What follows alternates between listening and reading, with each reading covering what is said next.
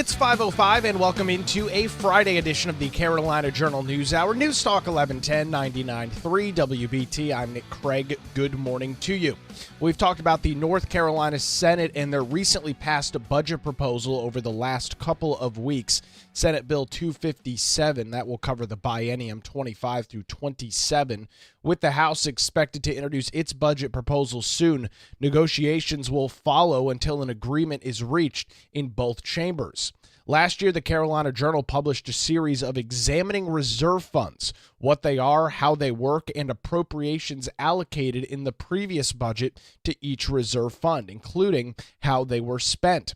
With the passage of the recent budget proposal, Carolina Journal will again examine the allocations to the reserve funds, how much, which funds, and how they will be spent. This morning, focusing on the Senate proposal. Firstly, two allocations are statutorily required: $1.12 billion to the State Capital and Infrastructure Fund and over $44 million to the Savings Reserve.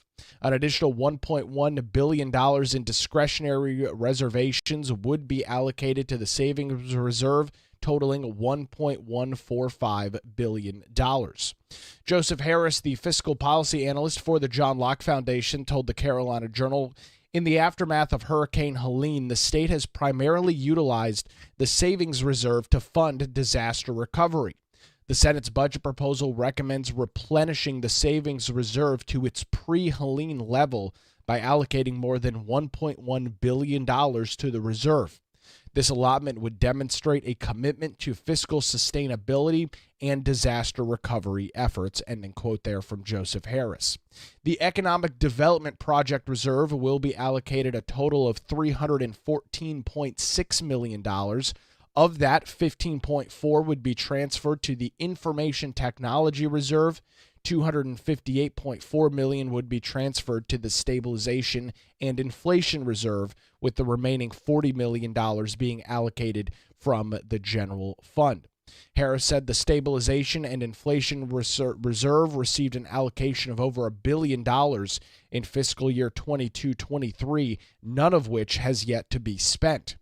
The Hurricane Helene Disaster Recovery Fund, known as the Helene Fund, would be allocated a total of $700 million, with $476 million being transferred from the Medicaid Contingency Reserve, $61 million from the Information Technology Reserve, and about $45 million from the Federal Infrastructure Match Reserve being pumped into the Helene Disaster Fund. Harris noted the willingness to transfer funds from other reserve signifies the adaptive fiscal planning and policymakers' dedication to helping victims of Hurricane Helene. Finally, exactly $1 million would be transferred from the Stabilization and Inflation Reserve to the Information Technology Reserve. According to the latest Cash Watch report from the State Auditor's Office, the Savings Reserve currently has over $3.6 billion in it. The state's Emergency Response and Disaster Reserve has a little over $213 million, with the Medicaid contingency sitting at $726 million. Lots of monies, sitting in reserves across North Carolina. That is a good problem to have. Some of that being shifted around in the Senate budget proposal. I'll note the proposal. It's not a final budget. We'll wait for some details from the House in the next couple of weeks and pass them along to you right here on the Carolina Journal News Hour, where it's now 5:09, News Talk 1110, 99.3 WBT. We are continuing to track details as it relates to the high-stakes race for the North Carolina Supreme Court between Republican Jefferson Griffin and Democrat Allison Riggs. There are still some questions who might be the winner of this contest as it relates to how many ballots still need to be cured over a very interesting process we've been following over the last couple of weeks. To walk us through the details this morning, Mitch Kokai from the John Locke Foundation joins us on the Carolina Journal News Hour. Mitch, there's still a little bit of ambiguity whether we're talking about 1,600 ballots or upwards of 5,500 ballots. What's the latest that you've got for us now?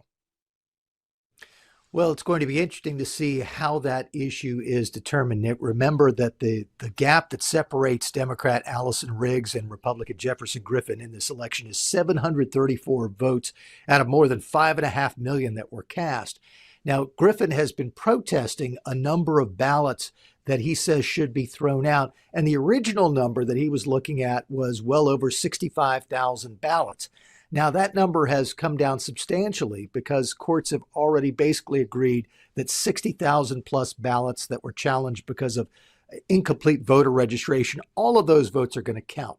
Now, the issue is whether the number that is still undetermined is as low as 1,675 votes, which is what the State Board of Elections is saying, or somewhere in the neighborhood of maybe 5,700 votes, which is what Jefferson Griffin's court filings have said and what U.S. Chief District Judge Richard Myers suggested in some earlier court filings. Now, once the State Board of Elections came out with a court document that it filed with Myers that said that it was going to look into upwards of 1,675 votes, Griffin went back to the State Court of Appeals and said, hey, the State Board of Elections is trying to defy your court order because it's limiting the number of ballots that it's going to look at for this potential cure process. And the cure process is allowing voters who didn't provide photo ID to go back and show that they have photo ID so their votes would count. So Griffin made that claim that the State Board of Elections is trying to defy the State Court of Appeals order. The State Court of Appeals set Friday as a deadline for the other parties in the case, including the State Board, to respond to Griffin's accusations. So at some point, the State Court of Appeals will likely decide whether that 1,675 number is the right number or if it's a higher number. If the number is 1,675 total votes that remain in question, it's almost impossible to see that Jefferson Griffin would have enough of a vote change that he could win this election. It basically would have to be 75 or 80% of those votes would have to be Riggs votes for Griffin to win. If it's any closer than that, you just don't have a change in a vote margin that would be enough to flip the result from the Democrat Riggs to the Republican Griffin. Now, obviously, that's at the 1675. When you get into 5,700 ballots, Mitch, it's a lot more room, a lot more wiggle room there to make up that 700 some odd vote difference between Griffin and Riggs as it stands right now. So there's a lot that weighs on this decision as to how many ballots the state board is actually going to be looking at. Yeah, that's exactly right. And that's why this is an important piece of this argument. If the State Court of Appeals comes back and says to the State Board of Elections, no, Jefferson Griffin is right. You are not looking at our court order the way that we issued it, and you have to count many more of these ballots as part of that cure process. That opens the door for the possibility that if enough votes are thrown out because they aren't cured, and enough of those votes are more of those votes are for Allison Riggs than for Jefferson Griffin, that could end up flipping the election result. Remember that a small subset of that number of votes, somewhere in the neighborhood of 260 some votes, are votes that the State Court of Appeals and then endorsed by the state Supreme Court said, just throw them out. These are people who never lived in North Carolina and don't have any right to cast a ballot in a North Carolina election. So that's one subset of this argument also to watch for. We also have to keep in mind that as this is playing out, there's also the continuing court filings before U.S. Chief District Judge Richard Myers. Friday is a day that another set of briefs will come in before Myers. He'll get his final briefings in this case on Monday, and then presumably at some point in that week, or if not in that week, early in the following week, Myers would issue some sort of ruling about whether the court process for curing these ballots as set out by the State Court of Appeals and modified by the state Supreme Court, whether that process is in compliance with the federal Constitution or not. If so, then this process could move forward. If not, then it could be a harder road for Jefferson Griffin to get any type of result that he's looking for. Mitch, is it fair to state that if Judge Richard Myers rules in favor of Jefferson Griffin, which I guess would be seen as allowing more of these ballots to go through the cure process, that this is something that Democrat Allison Riggs and other groups would likely appeal to the Fourth U.S. Circuit and we'll watch maybe a process there unfold as well?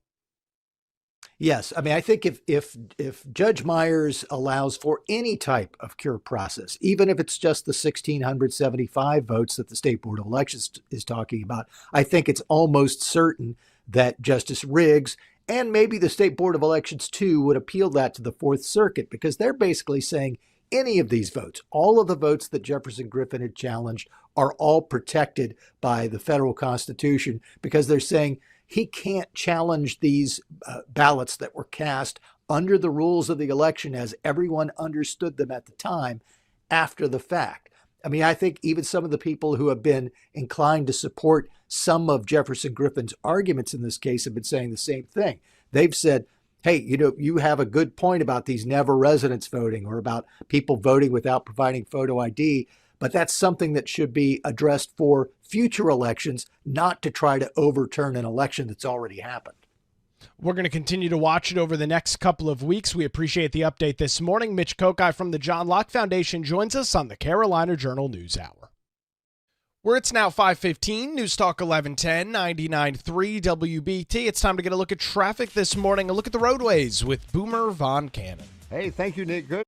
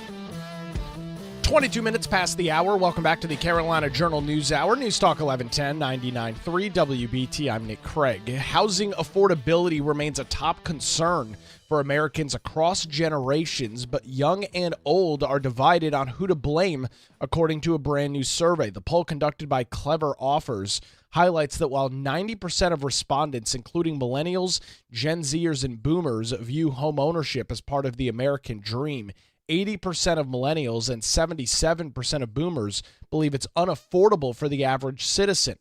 The survey also reflects substantial generational blame. Millennials, often burdened with serialized student debt, point fingers at boomers for housing policies and market conditions that they feel have limited supply and escalated prices. On the other hand, boomers frequently cited millennials' poor financial decision-making and preferences as contributing factors. 31% of all respondents blame millennials for the housing crisis, while 27% pointed to boomers. Millennials, who dominate the non-owner category, are particularly impacted by affordability challenges. The poll noted that 60% of millennial non-owners remain hopeful about the future of home ownership despite its difficulties, but they express frustration about down payments and mortgage accessibility. Nearly 71% of renters in the survey indicated that they could not currently afford any down payment, with zero millennials stating they could save up to the $75,000 that they might need for a deposit. Given its popularity as a relocation mecca, North Carolina is the center of the affordability issue. The state's population growth is currently outpacing almost the entire country. Meanwhile, home prices have risen around 31% since the COVID-19 pandemic, from a median list price of $323,000 in March of 2020 to over $424,000 in July of 2024. According to a 2022 report from the John Locke Foundation, North Carolina's urban hubs contend with restrictive zone regulations which limit housing supply and allow costs to rise out of control. The Locke report argues that affordability challenges are largely due to burdensome regulations on things like accessory dwelling units, tree protection ordinances, and rural buffers. These factors limit options that would help to drive down the cost of housing, such as higher density housing or alternative building options. Now, some lawmakers in Raleigh have taken note. Representative Jeff Zenger of Forsyth County recently introduced House Bill 765, which is a comprehensive piece of legislation that is aimed at alleviating supply constraints and modernizing local development regulations. One notable provision in his bill requires housing affordability impact statements for any new legislation to ensure potential impacts on housing markets are carefully evaluated. Zenger emphasized the dual importance of solving the housing crisis, not just to meet residents' needs, but also to support economic development by retaining businesses that require accessible housing for their workforce. We've talked a little bit about House Bill 765 in the past. You can get some additional details this morning by visiting our website, carolinajournal.com. The headline: poll boomers and millennials blame each other for the housing affordability crisis. Again, you can read that over on our website, carolinajournal.com, where it's now 5:26. You're listening to the Carolina Journal News Hour. We've got a new report this morning out of the John Locke Foundation, speaking of the importance of natural gas in our ever-changing energy ecosystem. To get some of those details this morning, Katie Zender from carolinajournal.com joins us on the News Hour. Katie, this is a pretty big report that the John Locke Foundation commissioned. Walk us through some of the importance of natural gas here. Right. Good morning, Nick. Thank you for having me on. So there's a new report out from the John Locke Foundation called Power Plays: How an Activist Bureaucracy Obstructs NC's Energy Future and What to Do About It. And so basically what this report does is it looks at some of the bureaucratic blockages and other issues in relations to natural gas in terms of the energy future of North Carolina. It looks at it through the lens of HB 951, which was the carbon law that was passed through the General Assembly a couple of years ago, which is a plan to reduce carbon emissions by 70% by 2030 and carbon neutrality by 2050. So honestly, what this report is saying is, there's a lot of bureaucratic blockage to natural gas that we are currently facing, but the path to zero emissions could actually lie through natural gas. And so this report looks at some of those details, some of the blockages to natural gas, and some policy solutions that are being proposed to the General Assembly. Well, Katie, electrical infrastructure and free-flowing electricity is a big concern for North Carolinians. It was just a couple of Christmas Eves ago that North Carolinians were sitting in the dark due to a major electrical demand overload that caused many folks across the state to be sitting in the dark and in the cold for multiple days around the Christmas holiday. This is a big deal for North Carolina as our state continues to grow and more people move here. That's exactly right, Nick. So yeah, like you said, a couple of years ago, Duke Energy instituted rolling blackouts across the state because of some energy shortages and the need to stabilize the grid. And so natural gas is one of the most stable and reliable, forms of energy that we have. Despite coal emitting more carbon than other energy resources, it is a dependable source of electricity that supplies baseload power. And baseload is defined as the continuous, uninterruptible demand for electricity on the grid. And so basically, in order to make this transition to reduce, emissions and to reduce carbon emissions and ultimately to go, zero emissions, we have to stabilize the grid. And natural gas is one of the most predictable, reliable sources of energy that can stabilize the grid that we have available to us.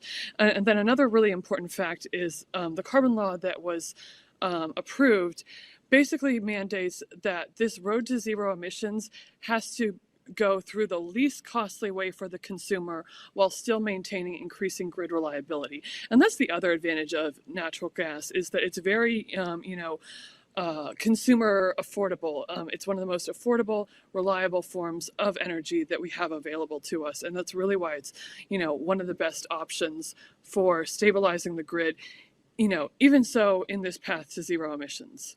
Well, I'm glad you brought up that. And, you look at some of these baseload power sources, many coal plants have been switched offline and turned into nat gas plants, or they call them steam plants, where they're burning that and using that to generate electricity. But, Katie, on the other side of this, you look at some of the other forms of energy that are being pushed. Offshore wind is a big discussion for folks in eastern North Carolina. Solar arrays popping up from the mountains all the way to the coast. Those are not baseline power loads as I understand it, correct? That's exactly correct, Nick. And, with a lot of those other, alternative options, such as, wind off the coast of the Carolinas and some of these other options that we have, there's a lot of other complications that play into that. They can, we've done reports before where we see that it can lead to the death of, more endangered whales off the coast. And there's a few other things that really, play into that. So it's not just the fact that they're not baseload sources of power and they're not economic friendly, but there's a lot of other complications that play into that as well, making them not necessarily the best options for energy. You had the opportunity to speak with John Sanders from the John Locke Foundation about this report and about his thoughts on natural gas. What did he have to say based on some of the findings in the study? That's exactly right. So John is the author of this report. And so, I spoke with him a little bit and he said, affordable, reliable power is an absolute necessity in today's world. North Carolinians don't need officials and bureaucrats playing ideological games with electricity and making it harder to access baseload power generation. The report shows how laws have been exploited and bent to prevent more natural gas supplies and power generation in North Carolina, even though natural gas is critical to affordable, reliable power. Katie, we've got some additional details on natural gas, including a link to the full report from the John Locke Foundation. Where can folks go and find those details this morning? Right, they can read my full synopsis of the article along with the link to the full article and some of the policy recommendations that are proposed at carolinajournal.com. Katie Zender joins us this morning on the Carolina Journal News Hour. Where it's now 5:31, News Talk 1110, 99.3 WBT. Time for another look at traffic this morning with Boomer Von Cannon. Hey, thank you, Nick, and looking okay.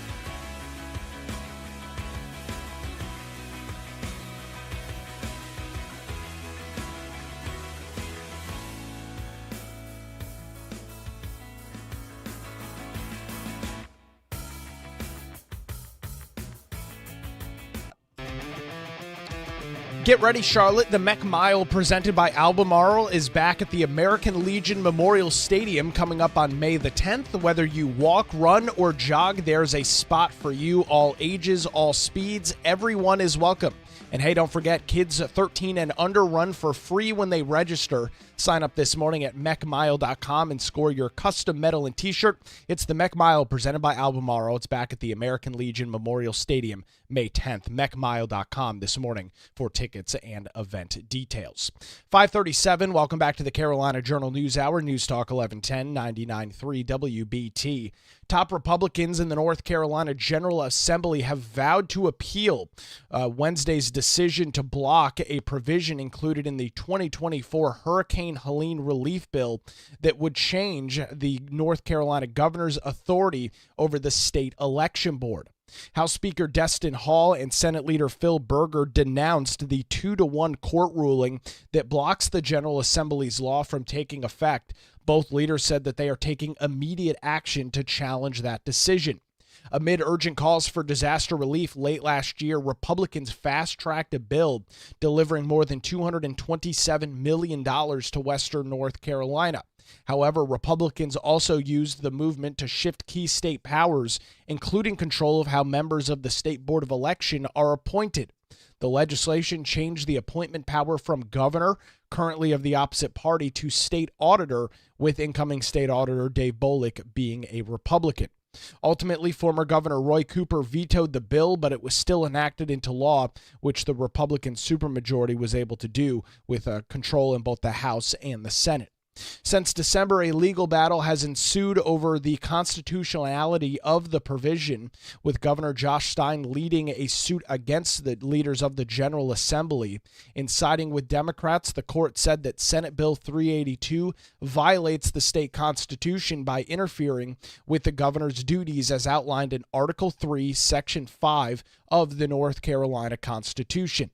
Legislative leaders have responded by calling the ruling a mistake that will result in an immediate appeal. Berger explained that the General Assembly's reform of the Board of Election was needed because it, quote, functioned in a highly partisan manner during the Cooper administration with hand-picked partisan Democrats running elections and rewriting rules, end quote.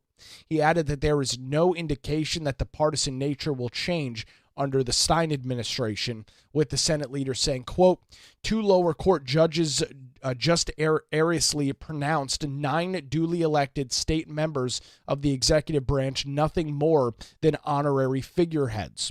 We are taking immediate steps to rectify this constitutional corrosion and misguided ruling. On the House side, Speaker Destin Hall, the Republican from Caldwell County, said that they are confident the legislation will be upheld once it goes through the appeals process. He noted, quote, the current partisan Democrat-controlled North Carolina State Board of Elections has conducted our state elections much like a banana republic, making up rules as it goes along while ignoring the clear mandate of law. We will appeal, and we are confident that Senate Bill 382 will ultimately be upheld, resulting in a broad reform that will finally follow the law as it is written and not based on left-wing fantasies.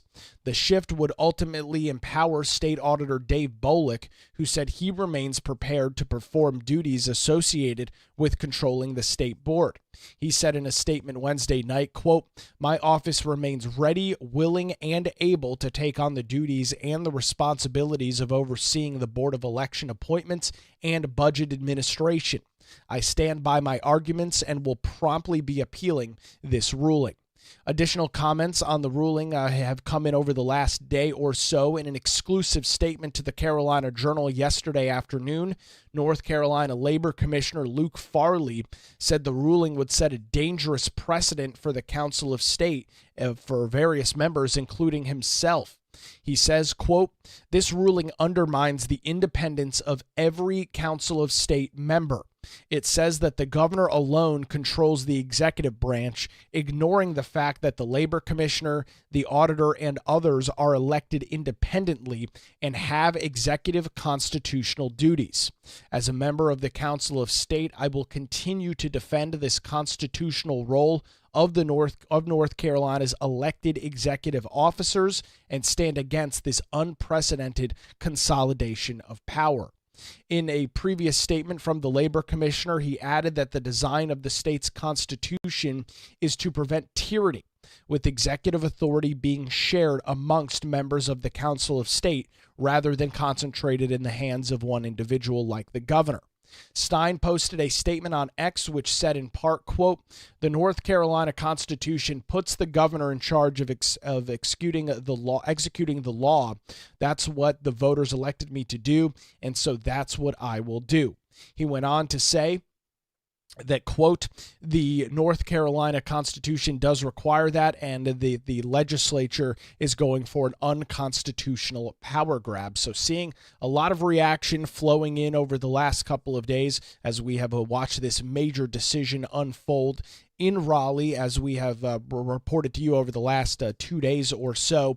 State Auditor Dave Bolick has announced he will be appealing the case, and we are now learning details this morning from legislative leaders, both Senate Leader Phil Berger and House Speaker Destin Hall, that they also plan on appealing this decision as well. We'll continue to track the details and pass them along to you as soon as we get them right here on the Carolina Journal News Hour, and of course 24/7 breaking news coverage over on our website, carolinajournal.com, where it's now 5:43. You're listening to the Carolina Journal News Hour, News Talk 1110, 99.3 WBT. Time to get another look at the roadways this morning. A look at traffic with Boomer Von Cannon. Thank you.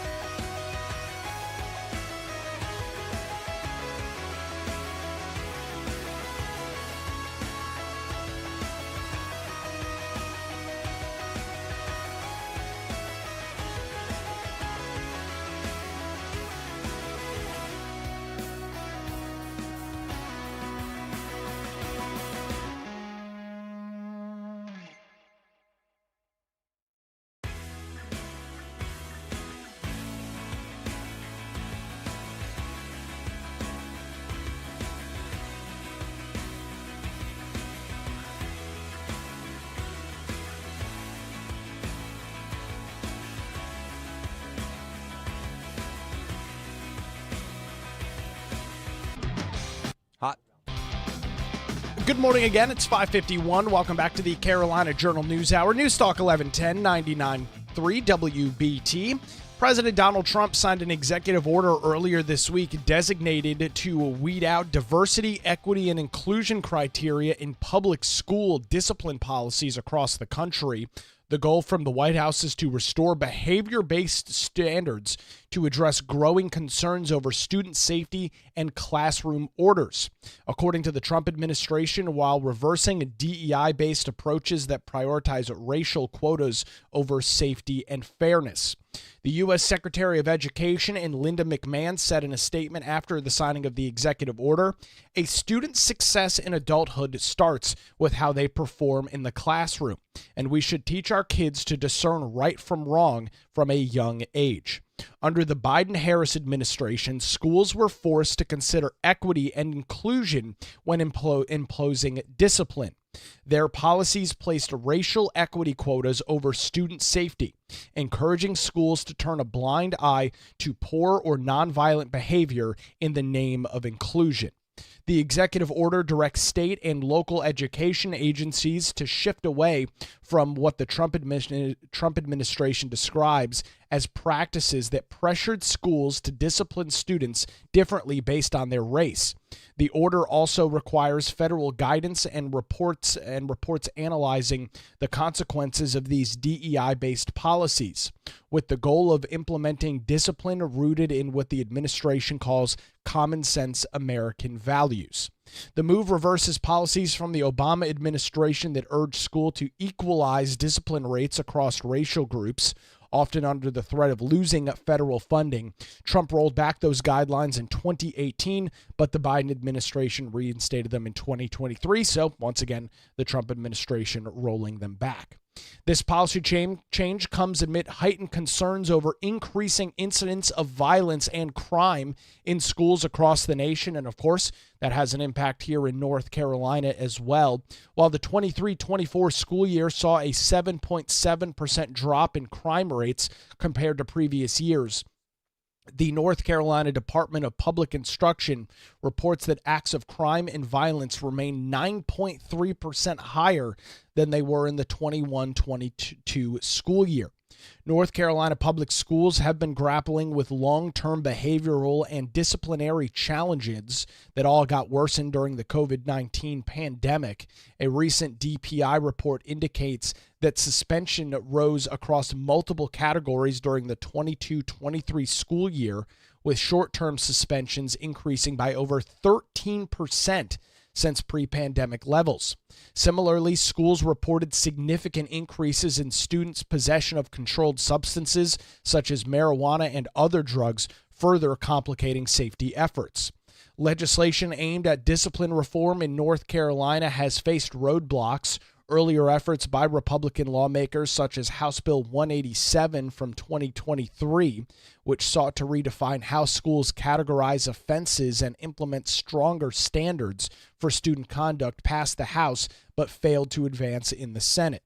The version of the budget for the new biennium approved by the Senate recently also addressed school safety. The budget includes $35 million in both years of the biennium for school safety grants usable for student services in crisis, school safety training, safety equipment for schools, and subsidizing of school resource officers, according to a press release from the office of the state Senate leader in Phil Berger.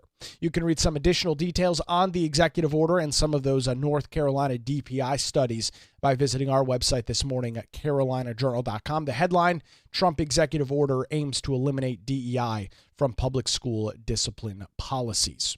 Turning our attention to some other statewide news this morning, pro-Palestinian protesters banned from the University of North Carolina at Chapel Hill are seeking a court injunction to lift those bans. The lawsuit, filed by 5 individuals, including students from UNC, Duke and Meredith College, as well as professors, argue that the university violated their First Amendment and due process rights.